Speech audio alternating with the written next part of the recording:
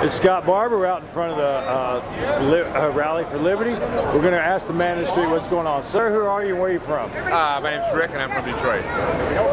Rick, how long have you been a part of the Ron Paul movement? Well, I got involved with it in December 2007 after I figured out that Ron Paul wasn't just another Republican. So what led you to finding out about Ron Paul? How'd you find out about him? Well, the Libertarian Party turned me on to them. I was active with them or followed them in the past, and so they turned me on to him and says, well, if the Libertarians think he's good, then I figured I better check him out. Well, the tent of liberty is such a big tent. So many people with issues can come in under it.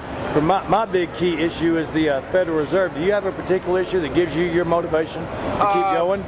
You know, the war and being the policeman of the world and the bully of the world, and you know, truly representing us, the ugly Americans. You know, we're not that, and I think it's important to the rest of the world that, for our sake and for our image as Americans, that we turn this country around and, you know, take our liberties back. That's the other big issue too. Our freedoms, our freedom of speech, and freedom to be left alone, you know. Well, for anyone watching this that's just getting started, they're just finding out about liberty, is there any website or book you'd like to recommend to help them get started? Maybe show them the way that... Well, I think for as far as a book goes, The Revolution, a Manifesto by Ron Paul is probably the best book. Campaign for Liberty website's a good site if you're interested in that type of thing. As far as about the types of assaults on our freedoms and all that, I think that prisonplanet.com is a good place also. Lou Rockwell, another good place. So since you've been involved with this campaign, we've been told that the movement is 12 kids in their basement with pimples typing on the web. Would you say you've made new friends over the last year? I've made a ton of new friends, and when I hooked up with these people, and we all had the same concerns, is like I didn't know any of these people, but I went to these rallies alone, and it's like surrounded by friends. And I made so many friends, you know, through this movement. Well, and it's not... Sure, I mean, the internet had a lot to do with it, but it's not just like mass spam campaigns. It's people that are really, it's hit them in their heart. And then they, you know, have gotten involved in it, and, you know, they are even more convinced about how important it is once they start hearing the message.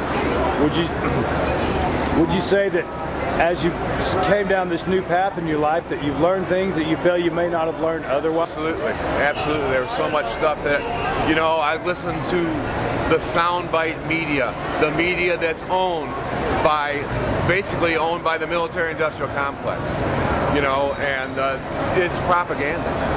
They want you to hear their spin on it and their take on it, and it's, you know, I'm not a sheep anymore. Would you say that as you learned this new stuff, you tried to share it with your friends? Have you lost any friends along the way here in this new path? Yes, I have. I've had some friends that are, you know, just sorry. They're just really took the neocon take on things. Basically the Fox News listeners, really.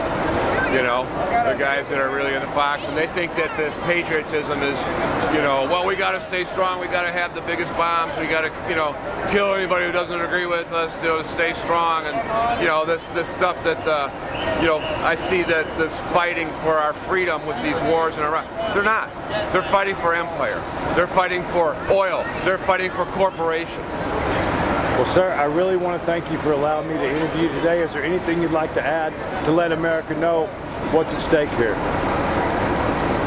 For our kids, I mean, you know, when I was a kid, we think, man, in Russia, they spy on you, they know everything you're doing, they can throw you to, and that's what it's going to come to here.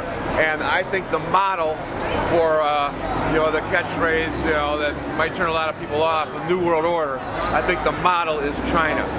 And we don't want to go there. We don't want to go anywhere near that type of existence. Sir, that's for our children. Sir, do you have children yourself? That was another reason, yes, that I got into this movement, is because I got a 2-year-old and a little one, and I don't want to see him up in a in a police state fascist society. Well, sir, thank you very much for allowing me to interview you today. Thanks. Thank you.